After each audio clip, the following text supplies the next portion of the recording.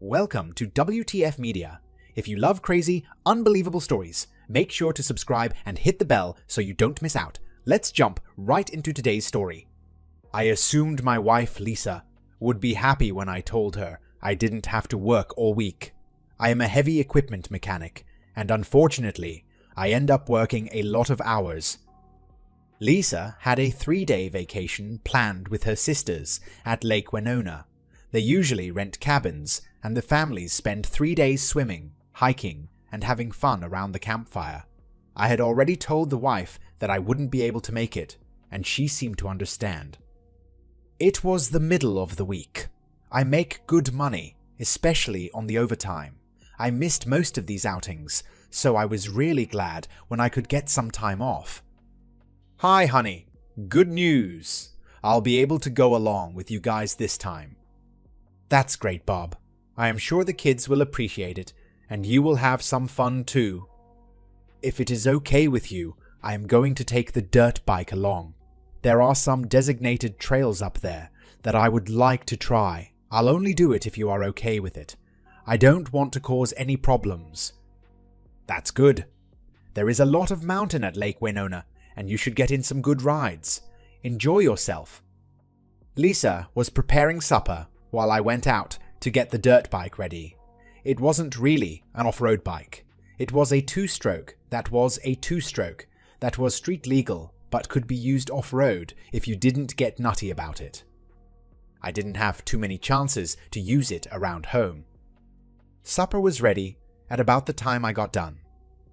Lisa and I had been married for 12 years. We had 3 children. Tammy was 11, Josh was 8, and Terry was 7. We had a nice little frame house with a big mortgage, and things were going great for the Connor family. After supper was cleaned up, the kids settled in for some TV, and I grabbed a shower. Lisa was finishing something up on the computer when I popped in to get out my trail maps. I noticed that she quickly deleted something and logged off when I came into the room. I made out like I didn't see it while I rummaged through the closet.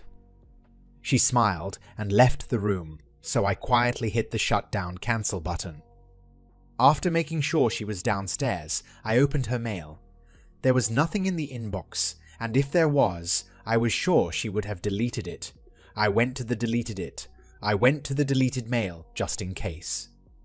Lisa was a very cautious person, especially when it came to her emails. I never questioned her about it. She usually double deleted everything. There was never any record of any incoming or outgoing mail of hers. This time, however, she had been in a hurry, and I noticed she had deleted the file, but had not deleted the deleted file. There it was. Change in plans. Bob will be coming up with the family. You can still come, but I will have Karen put you in the last cabin. We should be able to have time together because he will be riding his motorcycle. See ya, LLC. The message went to D. Thompson at Zebra. This was not good. Who the hell was D. Thompson, and why was he coming to our family gathering? What did Lisa's sister, Karen, have to do with setting this up? Lisa was washing some clothes that the kids wanted to take along for the outing, so I pulled her high school yearbook off the shelf. It didn't take me long to locate Don Thompson. There was even a picture of Lisa and Don together at the prom.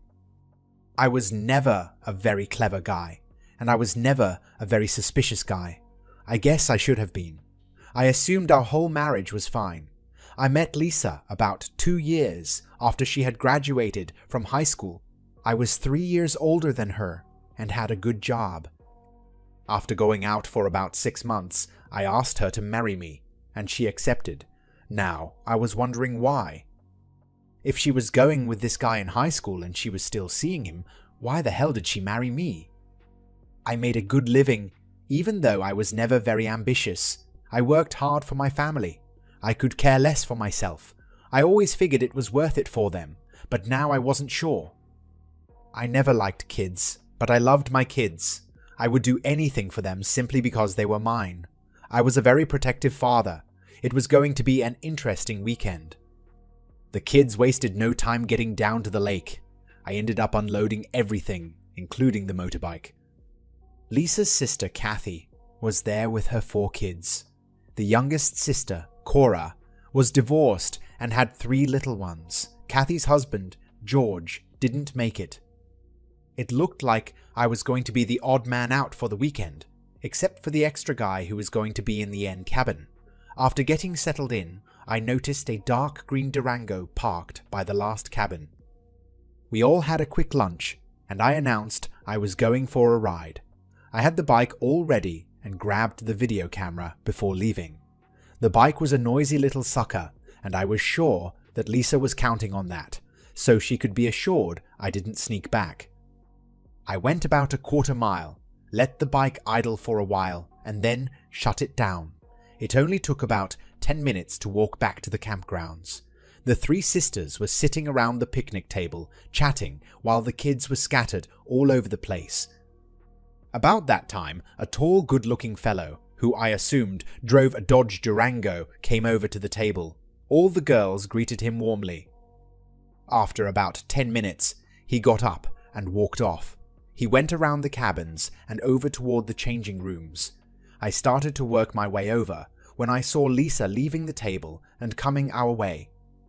Don entered the back way of the ladies' side so no one would notice, and Lisa followed in a little while. I quietly entered the other side and turned the video camera on.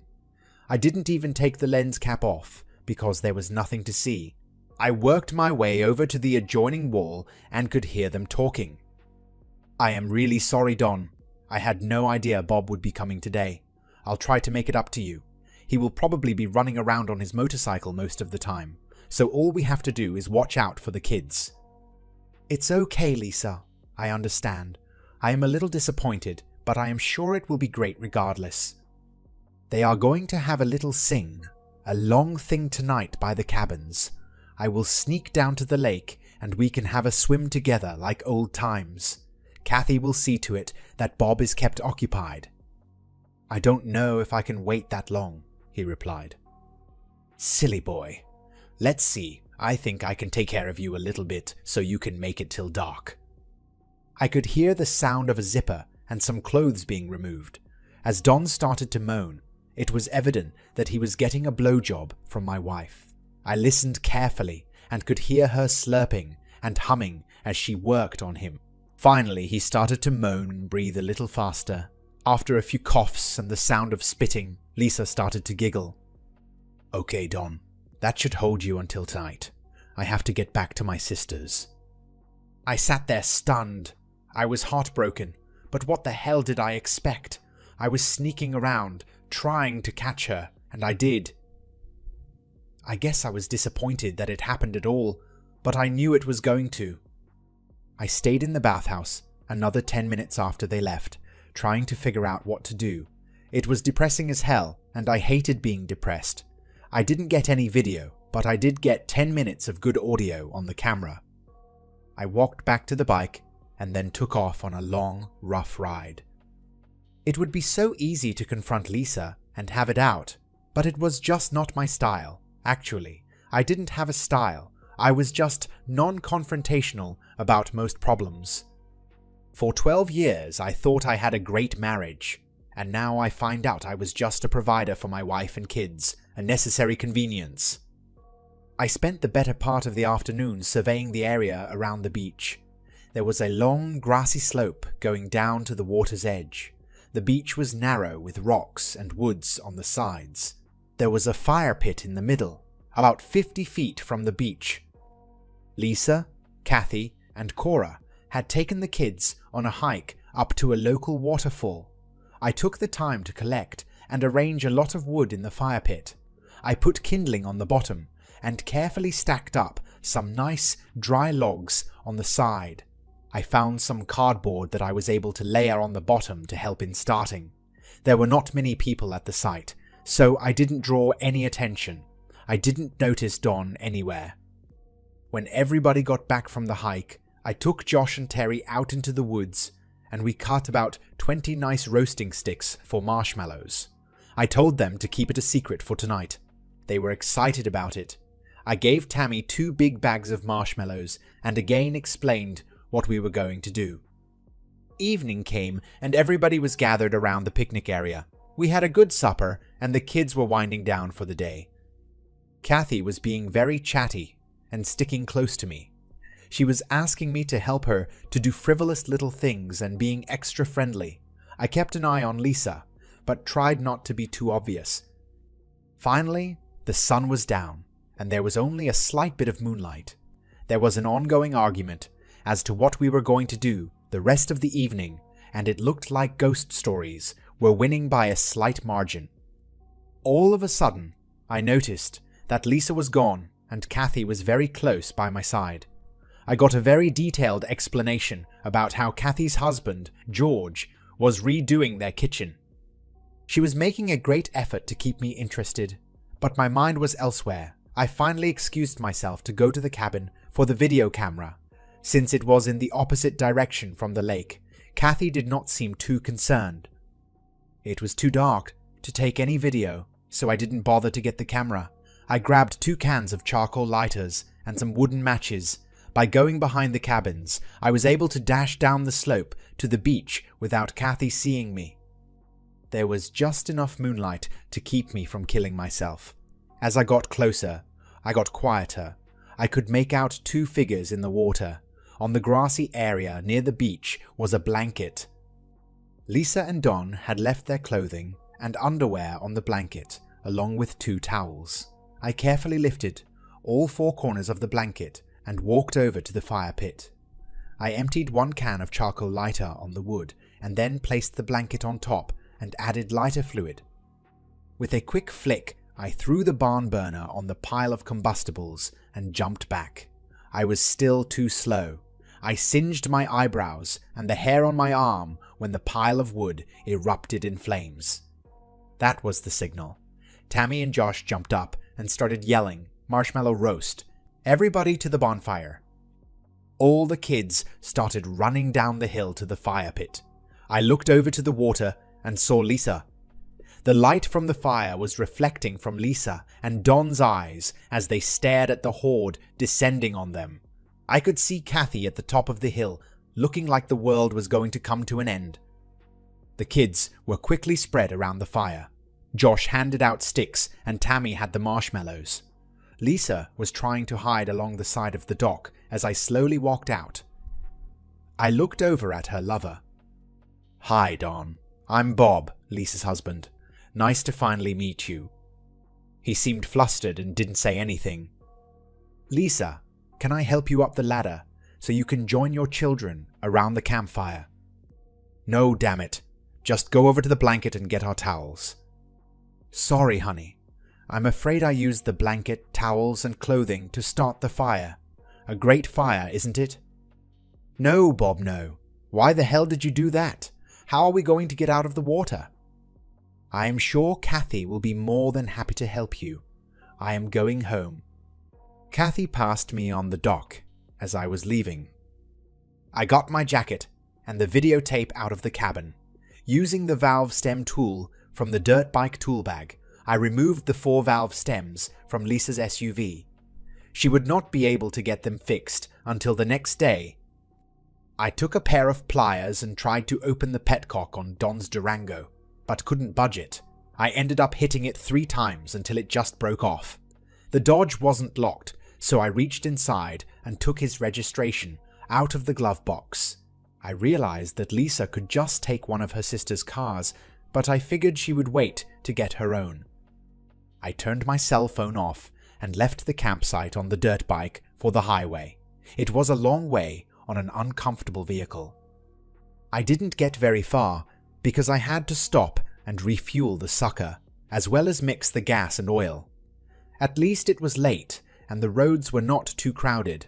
I leveled it out and started to knock off the miles. A green Durango passed me at a good clip, and I noticed some white vapors coming from underneath it. About 10 miles further down the road, it was pulled over. Don Thompson was leaning under the hood, trying to figure out what the problem was. I went flying by unnoticed and headed for the next gas station. A bigger gas tank would have helped. I grabbed a cup of coffee after filling up and pulled the Durango registration out of my pocket. Don lived in Pottsville, which meant I could cut over right now and be there in less than an hour. Of course, after I got there, I had to find the address. That took another hour. He lived in a modest frame house, just south of town. I couldn't tell if he owned it or rented it. Anyhow, I figured he wouldn't be home for a while, so I broke a kitchen door window and let myself in. Don had a little computer area set up in his bedroom. I found a nut driver in the desk drawer and took the side off the CPU. After removing the hard drive, I looked around for anything else that might be interesting. There was a CD album type book on the corner of the desk that contained about 20 discs. I grabbed it and the hard drive and left. Less than 2 hours later, including another gas stop, and I was home. It was at a time like this that I was glad my pickup had a king cab. I was able to get my clothes, PC, and some household items behind the seat. I gathered up a bunch of personal papers and documents and went to a motel on the other side of town. It was 3 a.m. I had to get a little shoot-eye because tomorrow would be a busy day. As tired as I was still up early. It took me a while to tap into Don's hard drive, but I eventually got it.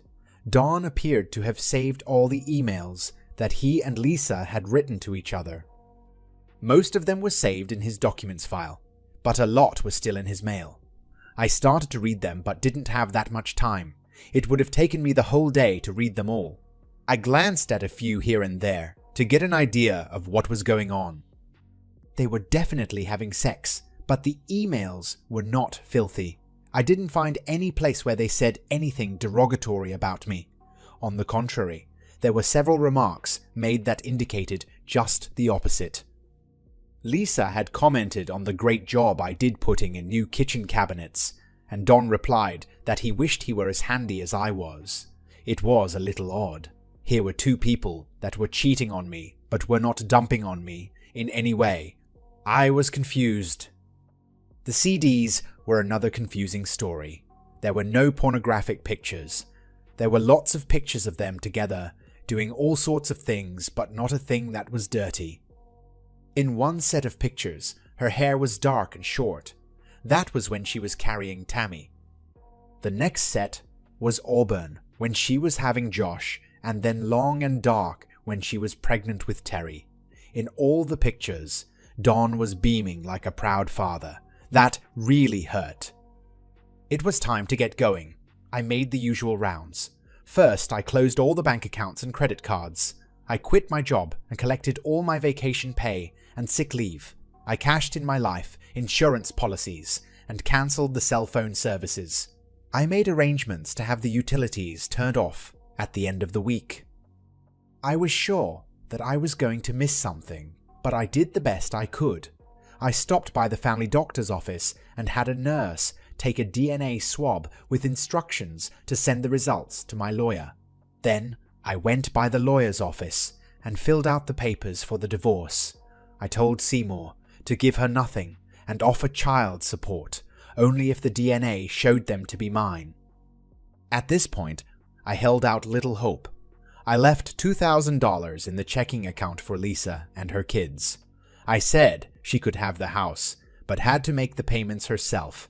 I left 2 signed power of attorney forms in case he needed them.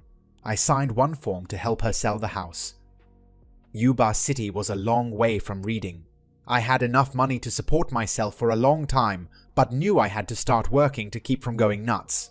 I felt pretty certain that I left a few messes behind, including breaking and entering charge in Schuylkill County. I had no idea what things I had skipped out on at home that I was legally responsible for, and didn't care too much. I also wasn't very clever when it came to laying low. My car registration, driver's license, and insurance would be good for a while, but eventually I would have to get myself updated and run the risk of being discovered. Bank accounts and employment could also trigger problems. Every morning, gangs of men looking for day work would be gathered on certain key corners. Potential employers would drive by and pick out the ones they wanted, paying them straight cash on an independent contractor basis. No SSN were required, and no forms needed to be filled out. A day of hard work was rewarded with some untraceable cold cash.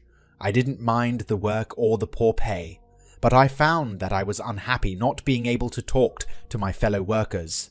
I started to pick up a little Spanish and things got better.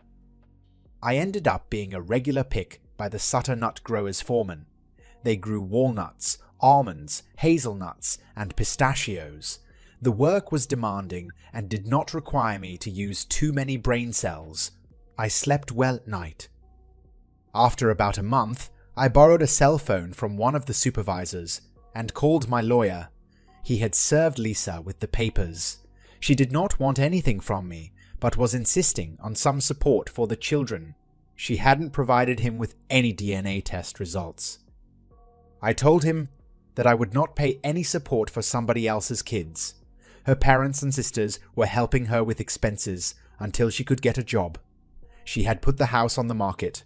If everything went okay, the divorce would be final in 4 months. Don Thompson had not turned a report into the Schuylkill Country Police. I guess I didn't have to hide anymore. I spent my evenings reading the emails and looking at the CD pictures. About 4 years ago, Lisa and Kathy took a weekend cruise to Nassau. Lisa spent the cruise with Don Thompson, and Kathy was with another fellow, not George, her husband. I was able to find out from the emails that his name was Richard Witt. It was not a pleasant set of pictures to look at. From the pictures, it became apparent that Lisa and Don shared a cabin. I had loved Lisa and would do anything for her. I had a hard time accepting all the new information that I was finding. How could I have been so stupid? Sutter Nut Growers had 2 big tree shakers. One of them was broken when I started working there, and today the second one broke. The company had to get a serviceman to come up from Sacramento to fix them. They were going to cut the workday short and send everybody home, so I asked the supervisor if I could look at it. It only took about an hour for me to get it up and running. All my amigos were happy because they got to finish out the work shift. I spent the rest of the day working on the second shaker and finally got it running at about 7 that night. Everyone else had left earlier, so the supervisor, John Foreman, offered to give me a ride home. On the way to the house, he offered me a regular full-time job as an equipment repairman, which I immediately took. About a month later, I came home from work and found a budget rental car in my driveway. George Mitchell, Kathy's husband, had found me. He was sitting on the front porch and gave me a half smile as I walked up to the house. I wasn't really happy to see him, but tried to be congenial. "How long have you been waiting, George?" "About 2 hours. I could use a cold beer if you have any." I got us both a Foster's, and we sat down at opposite sides of the Formica kitchen table. "What would be important enough for you to fly almost 3,000 miles to see me, George?" Lisa asked me to come, and her parents sprang for the cost of the tickets. "Okay, let's get started. First of all, what are you trying to accomplish?" I spent the whole flight out here trying to come up with the right way to approach this. Let me tell you something not too many people know about concerning Kathy and I. "Does it concern Richard Witt?" "Yes, I guess it wasn't as big a secret as we hoped." I just smiled. Bob, all 3 of the Spencer girls, Lisa, Kathy, and Cora, wanted big families. It was important to them, and it was very important to their parents. We were married for 2 years and had no luck. The test showed that the problem was mine. I was shooting blanks, and Kathy was fine. We didn't want to adopt, and we couldn't afford the artificial procedures. It took a long time, but we finally agreed that we would try and find someone else to get Kathy pregnant. I realize that it sounds bizarre, but we gave it a lot of thought. Richard was a friend from high school. Kathy had dated him and had sex with him prior to meeting me. He was one of the ushers at our wedding. I liked Richard, so Kathy and I met with him to explain the problem. He was reluctant at first, and only agreed to do it with some concessions. "Concessions?" I asked. Richard said he would get Kathy pregnant as many times as we wanted, but he wanted to be able to get together with her once a month and 1 weekend a year. On those terms, he was willing to help until he found a wife of his own. All 4 of our kids are Richards. About 3 years ago, I was best man at his wedding, and he has not seen Kathy since. Just how does that relate to Lisa and me? The same, but different. I assume you are going to explain that, I asked. Lisa and Don Thompson had been sweethearts since junior high school. They had their whole life together, planned out, except for one problem. Don had a water skiing accident right after they finished high school. He could still have sex, but could not father any children. Lisa was devastated. The most important thing in her life was going to be her children. Don convinced Lisa that she should marry so that she could have her family and that they would remain close friends. You mean fuck buddies? I replied. That's a crude way to put it, Bob, but I guess the answer is yes. I was listening very closely to what George was saying. Some of it sounded like the truth, but most of it was bullshit. I decided to let him talk some more. Lisa finally agreed to it, but asked Don to find her a husband. He didn't want anyone in the Pottsville area, so he looked up a friend he had in Reading, David Lippman. I believe you worked on some of David's fuel oil trucks. Yeah, Dave seemed to be an alright fellow. Well, they narrowed the search down to 3 guys, and Lisa picked you. She pursued you, got you to marry her, and let you think it was your idea. You gave her a good home and a happy marriage, along with 3 beautiful kids. She tried to be a loving wife to you, while still maintaining a relationship with Don. As the years went by, she grew closer to you and was seeing less and less of Don. She and Kathy both tried to fix Don up with other girls, but he loved Lisa and wanted to keep his relationship with her. George reached into his coat pocket and slid an envelope across the table. Inside was a DNA report. The letterhead read Schuylkill Scientific Labs. I was expecting a form of some type, but this was just an official-looking letter that stated that I was the biological father of our 3 children. I looked at the report and looked at George. He said nothing. Is that it, George? I asked. Well, Lisa broke off all contact with Don right after you left. She made the decision that it was better for her and the children. She hoped that with Don out of her life for good, you would reconsider the divorce and come home. I got 2 more beers. I didn't say anything, but just sat there and stared at the paper. I couldn't believe that this guy had taken a plane all the way across the county to feed me this bullshit. There might have been a small piece of the truth somewhere, but I couldn't pick it out. I never did understand why Lisa married me, and even after listening to George's crap, it wasn't any clearer. What time is your plane back, George? I have to be at the Sacramento terminal by 8. I'll have just enough time to drive down there and get the rental car checked back in. I really appreciate you coming all the way out here to explain things to me, George. You probably could have done it on the phone, but I guess being face to face is more effective. Is there anything you want me to tell Lisa or the kids when I get back home? I know she is hoping for some good news. She was really devastated when you left. I can't think of anything right now. Give them my best and tell them I'll be thinking about them, I replied. I walked George to the car. I could tell he was hoping for a little more reaction than he got. It was an interesting story, especially when he started off by making a confession of his own relationship with Kathy. If everything he said was true, then I might want to reconsider the divorce, but there were too many holes. I felt a lot of affection for Lisa. We had a lot of great years together, and I always considered us to be a team. Her apparent betrayal left me heartbroken. I would like to mend it if I could. I was looking for more information and more answers, and I wanted them to explain and improve things. I still couldn't believe that George flew all the way out here for a 30-minute conversation. The next day, I called my lawyer. Seymour, this is Bob Connor out in California. I don't hear from you often enough, Bob. What do you need? First of all, did you ever get any official results back on the DNA paternity tests? Bob, I didn't get a thing. I asked Lisa 3 different times and she promised each time, but I still have nothing. I told her I would pay for the testing, but I don't think it made a difference. Lisa's brother-in-law gave me a letter from the Schuylkill Scientific Labs in Pottsville that indicates that I am the father. Did you give them anything from my tests that they could use as a standard? Never heard of the lab, and I still have your results here in the office.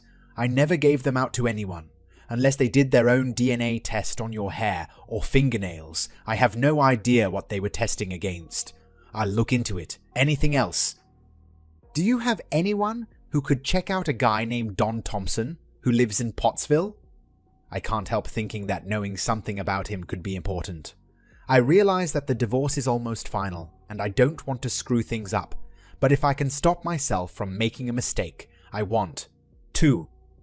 That should be no problem. Do I owe you any money? I asked. There is still a nice buffer in your account. I'll let you know if you get close. About a week later, Seymour called and told me that Schuylkill Scientific Labs was a fake DNA facility and had been shut down by the state. He also let me know that Don Thompson made it through high school by the skin of his teeth. He was not too bright and had a hard time holding a job. He had just been fired from his last position as a fuel truck driver and was having trouble finding anything else in the Pottsville area. He was reported to be a nice person, but just not too intelligent. That evening, when I came home from work, Tammy, Josh, and Terry came running up to the truck. They were all over me as I tried to make my way to the front porch, where their mother was waiting. To what do I owe this pleasure? I felt that the children should be with their father, and since you would not come back to Pennsylvania, I decided to bring them here. I have already rented a place across the river in Marysville. Why don't I send out for pizza and we can get settled down? The kids spent the next hour telling me about their trip across the country. They didn't stop much on the trip, but saw a lot of new and exciting things anyhow. Lisa was quiet and just let the little ones ramble on. I turned on the TV for them, and they started to unwind slowly. Lisa and I cleaned up after the haphazard meal. Bob, I am sorry for the way things worked out. I was hoping that George should explain it to you, but apparently he didn't do too good of a job. The day after you found Don and me together, I broke it off with him. It was stupid for me to keep the relationship going as long as it did. I knew, for several years now, that our marriage was more important to me than my friendship with Don. We were together for so long and we were so close that it was hard to sever the ties. I am sorry if that sounds stupid, but I don't know how else to explain it. I haven't seen Don since that day at camp and have no intention of seeing him again. I hope you can realize that it is you that I love and want to spend the rest of my life with. You are the father of my children, and I want you to help raise them. I don't know what to say, Lisa. You caught me by surprise. There are a lot of things I don't understand and maybe don't want to. It is nice to see the kids again, and I hope I can help you with them. Right now, I don't feel comfortable enough to want to start up a relationship, but I am open to working on it. That's okay. I understand your reluctance. I have a restaurant job lined up that I start next week in Marysville. I'll have to work evenings and weekends. I would appreciate it if you could watch the kids when I am working until I can get something set up. That sounds good to me. Are you going to drop them off, or do you want me to pick them up? I'll drop them here and pick them up after I am done. The arrangement seemed to work out fine. Needless to say, on the first day I took DNA mouth swabs from each of the children and immediately mailed them to Seymour. Tammy was opening up a little bit more than normal and seemed to be concerned about the relationship between Lisa and I. I didn't want to get the kids involved in this mess and tried not to even mention anything about the divorce. A letter arrived from George, and inside was a newspaper clipping and a note that just said, FYI. The clipping was a picture of Don wearing a soldier uniform. He had finished basic training and was being sent to Bosnia for 2 years. I called Tammy over. Do you know this man? I said while I pointed to the picture Sure, that's Uncle Don, but we are not supposed to talk to you about him. Do you see Uncle Don a lot? We used to, but we could never tell you that we did, or Mom would get mad. Did you see him since I left? Yes, Tammy replied. Where? Mostly we would see him at Chuck E. Cheese or someplace like that. Mom and he would talk while we played the machines and stuff. Did he ever stay at the house? I asked. Only once. That was a week before we left, the day before he went to join the army. Tell me about it, I asked. Okay, but I am not supposed to. He came to the house in a cab. He told Mom he had enlisted in the army and that he was leaving the next morning for Philadelphia. Mom started crying and hugging him. She was saying all sorts of mushy stuff. Josh, Terry, and I went in and watched TV while Mom and him talked. She was crying a lot and saying things that I couldn't understand. We all went to bed and they were still talking. I came down in the middle of the night to get a drink and he was not on the couch. The next morning, I looked out the window and he was getting in a cab. Mom was still crying. That afternoon she told us we were going to California to see you. Don't tell Mom that I told you this, or she will get real mad at me. Did your mother cry when I left? I asked. No, Tammy replied. Things were starting to fall into place. I don't think the newspaper clipping achieved the results that George was hoping for. I was looking forward to some way of getting back together with Lisa, but now I had doubts. I would have loved to confront her with all the information I had and let her explain some things, but I couldn't force myself to do it. I guess I was too much of a coward to start an argument about fidelity with a woman that I loved. I had no reason to believe that Tammy had lied to me, but what she told me contradicted what George and Lisa both had said. It seemed pretty obvious who was lying. I did what cowards always do. I was sitting in the Seattle airport when my cell phone rang. Dad, this is Tammy. Where are you? I am in the Seattle airport, sweetie. When are you coming home? Tammy asked. Not for about 10 months. I had to sign a contract to get this job, and I will be busy for a long time. Mom is really mad at me for telling you about Uncle Don. We are leaving to go back to Reading as soon as she gets her final paycheck from the restaurant. I think she is mad at you too. Tammy, I am sorry if I got you in any trouble with your mother. Just remember, you didn't do anything wrong. None of this is your fault, and don't forget that. I am going to miss you. Josh and Terry will too. I am sorry you had to go, but I think I understand. I love you, honey, and tell Josh and Terry I love them too. I called Seymour after Tammy hung up. The DNA results were back. None of the kids were mine. It was another lie from George and Lisa. The divorce would be final in 2 weeks. I told Seymour that I would be sending support money for the kids as long as there were no further problems. He agreed to handle it for me.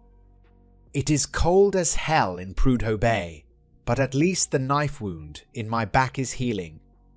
That's the end of this story. If you found it engaging, please give it a thumbs up and don't forget to subscribe for more content like this.